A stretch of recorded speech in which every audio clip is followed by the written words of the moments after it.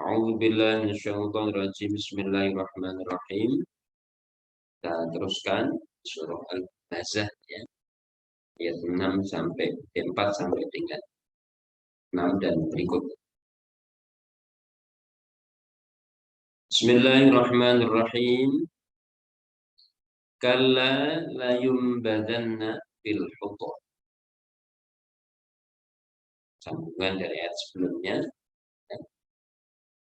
Wailul likulli humazatil humazah alladzi jama'a malan wa 'addada yahsabu anna malahu akhlad. Ke ayat sebelumnya, ini bahaya yang ditimbulkan ke orang yang sering mengumpat, mencaci, memaki, yang menumpuk-numpuk harta. Mencaci maki tadi representasi dari menghalalkan segala cara,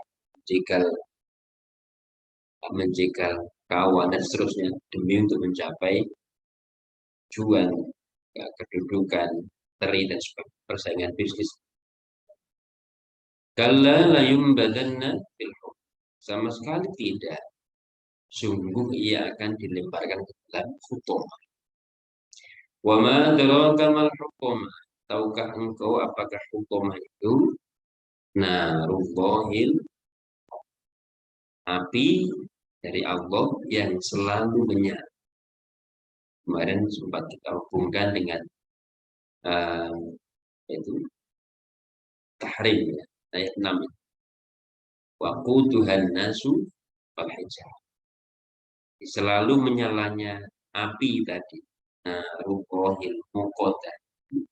Nyalanya bukan dari bahan bakar yang kita lihat di dunia bisa menyala, tapi nyalanya api neraka tadi berkobar-kobar karena bahan bakarnya adalah manusia dan baik. Kita baca penjelasan dari Prof. ini ayat 4. Ayat ini mengingatkan agar seseorang tidak tertipu dan terjerumus ke dalam mencintai dunia yang berlebihan. Sikap itu akan menyengsarakan karena menjadi budak hartanya. Semangat mencari harta dengan segala cara akan menyuburkan sikap rakus, curang, dan semakin tidak peduli terhadap penderitaan sekitar. Ini dampak dari kita mencintai harta berlebihan. Dampak dari semangat mencari harta dengan menghalalkan segala cara itu akan tumbuh dalam jiwa kita sifat rakus, curang, dan nggak peduli. Karena itu kemudian penawarnya itu Islam memberikan syariat zakat. Itu penawar dari penyakit-penyakit tadi yang timbul karena adanya cinta berlebihan terhadap harta. Jadi kalau dalam istilah likulidain dawaun, setiap penyakit ada obat. Quran itu turun dengan berbagai obat yang pasti akan sesuai dengan jenis penyakit. Ada orang yang galau kasih obat begini, ada orang yang ini dikasih obat begini. Terus jadi untuk khusus penyakit yang timbul karena soal harta tadi, rakus, curang, iri, dan sebagainya, maka obatnya adalah zakat. Nafsu berkuasa dan pamer makin menonjol, angkuh dan mudah tersinggung. Kekayaan dan nafsu telah dijadikan panutan yang harus diikuti. Di sini ia telah masuk ke hukumah. Belum masuk ke neraka nanti, Prof. Deni sudah mengatakan dia sejatinya sudah masuk ke hukum, yaitu kesengsaraan yang melilit rapat, sulit sekali melepaskan diri dari cengkeraman.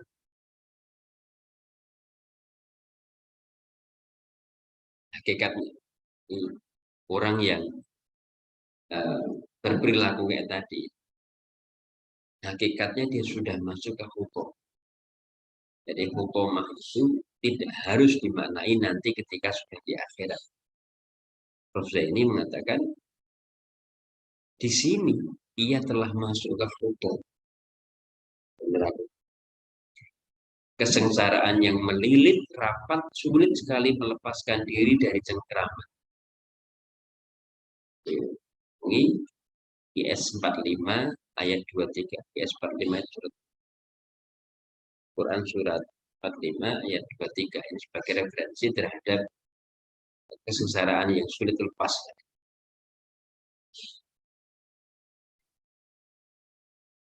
5 sampai 6. Ayat selanjutnya berbentuk pertanyaan yang mengandung arti dahsyatnya yang dipertanyakan.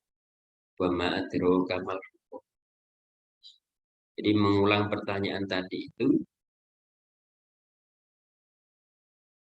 Prof. ini memberikan makna itu saking dahsyatnya arti yang dipertanyakan.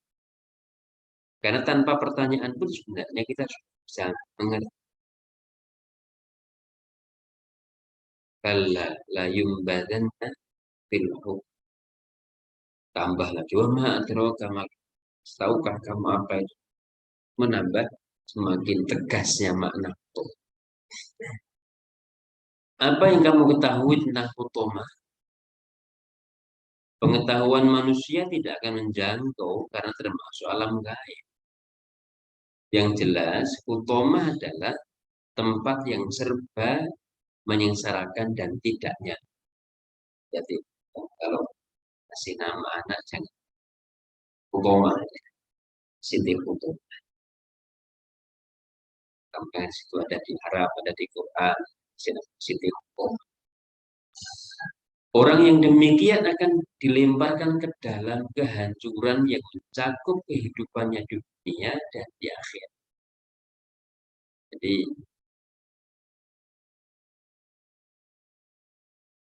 kesengsaraan layum badanna fil hukumah. Kesengsaraan yang tak bertepi, semacam kesengsaraan tak bertepi. Lilitan kesengsaraan yang tidak bisa diurai, sulit dilepaskan. Hukumah diulang dalam 2 ayat berturut-turut tadi, lalu diikuti dengan jawaban, yaitu neraka yang terus menyala, yang disediakan bagi yang terlibat perlombaan menumbuh harta, berlezat dan berlomba dengan keduniaan. Sedang tugas manusia yang utama telah berubah. Jadi isyarat makna yang kita tangkap dari naruqohil muqadah, api yang terus menyala itu, takwilnya adalah kesengsaraan yang tidak pernah berhenti, terus menyala, ibarat api yang tidak pernah padam. Jadi kalau tadi beliau menjelaskan, menafsirkan, menerjemahkan kesengsaraan di dunia, lilitan yang nggak pernah bisa terurai, yang tidak pernah berhenti, itu ditangkap makna dari api yang terus menyala. Ibaratkan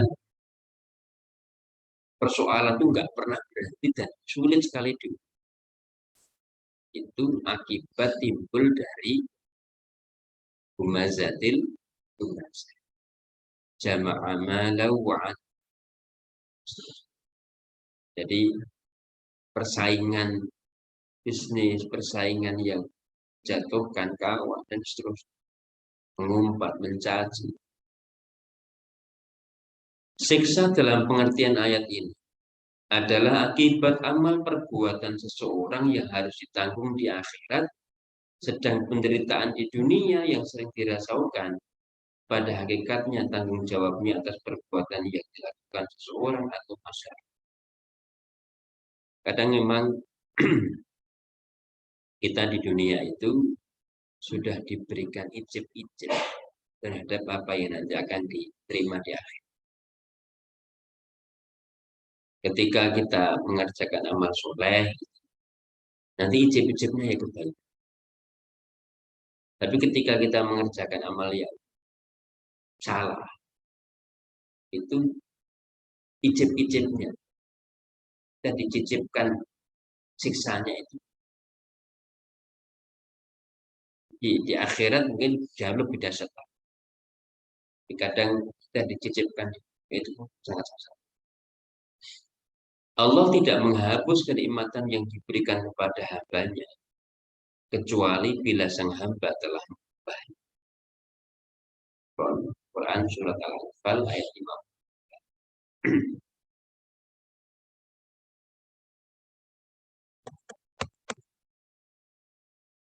Ayat 7 sampai dengan 9. Allati tattali'u 'alal af'idah innaha 'alaihim mu'sadah fi 'amadim umat, yang menyengat sampai ulu hati. Itu sifati api neraka tadi itu allati tattali'u 'alal af'idah, yang menyengat sampai ke ulu.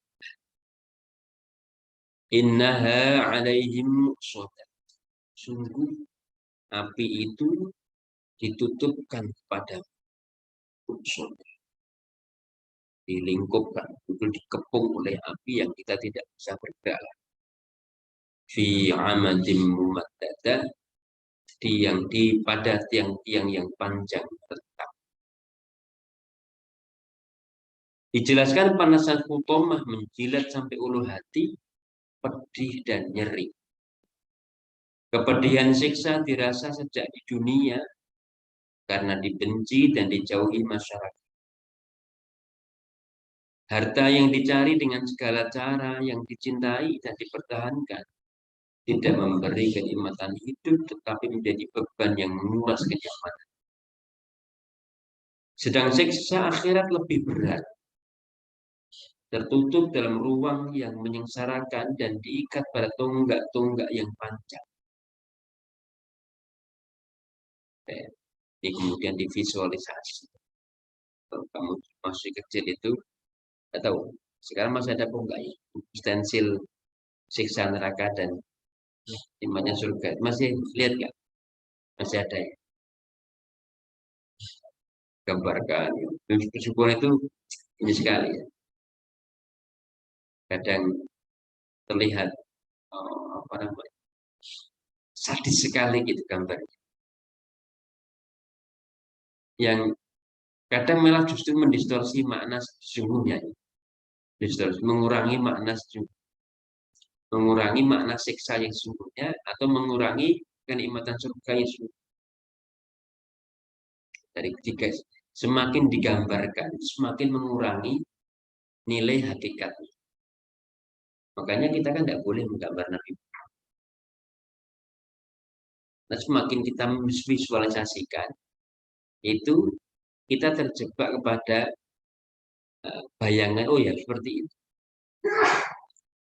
Padahal ketika tidak divisualisasikan, sama dengan begini. Kamu baca novel. Novel itu ketika imajinasi kita itu tanpa ada, belum difilmkan, itu jauh lebih indah. Begitu sudah difilmkan, imajinasi kita kadang menjadi rusak. Ya, jadi kenikmatan bayangan itu kadang jauh lebih dahsyat dibandingkan kenyataan. Kira-kira begitu ya. Kenikmatan bayangan. Nah sama akhirat itu. Itu ketika mencoba divisualisasikan dalam bentuk gambar, justru makan mendistorsi. Tadi contohnya film, ketika kita membaca ayat cinta, atau kita membaca novelnya Andrea Hirata, sebelum melihat filmnya, itu lebih dahsyat imajinasi kita. Begitu difilmkan, itu menjadi berkurang. Sama dengan neraka yang tersedia bagi yang penuh dosa digambarkan dalam bentuk yang bisa ditangkap manusia agar timbul rasa takut untuk berusaha menghindari. Kenyataan neraka hanya Allah yang mengetahui, karena neraka dan surga termasuk yang gaib yang tidak dapat dijangkau manusia yang serba terbatas.